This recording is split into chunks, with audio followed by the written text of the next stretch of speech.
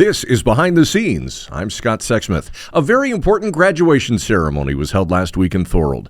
This one not for students, but for volunteer firefighters.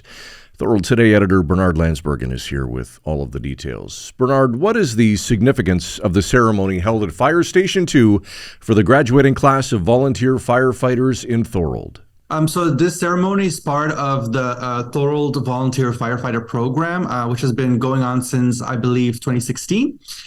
So every year, the city recruits new men and women who want to sign up to help their community, basically. They get put through a rigorous 6-month training schedule where they do all kinds of exercising to do with anything the fire services have to do. And then there's the ceremony, which happened last week. Then their achievements are really celebrated, and they're like divided up between one of the 4 fire stations in Thorold.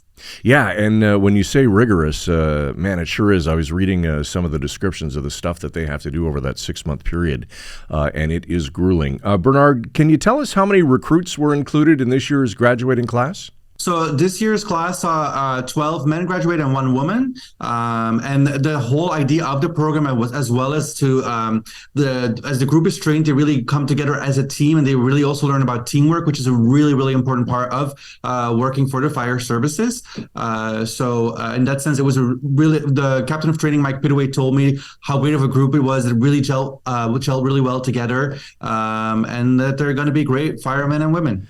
Yeah, Bernard, let's talk about teams and more specifically the support team that is available. I know the chief made some remarks at the grad ceremony about things such as PTSD and some of the resources available to the firefighters. Yeah, exactly. As the ceremony went underway, there were several speeches, and Fire Chief Terry Dixon told the recruits about PTSD, how it's really in the last few years, last few decades, really there's been a real emphasis on putting support structures in place, because some of the things that these recruits will see, other people will never get to see, and it's not always pretty.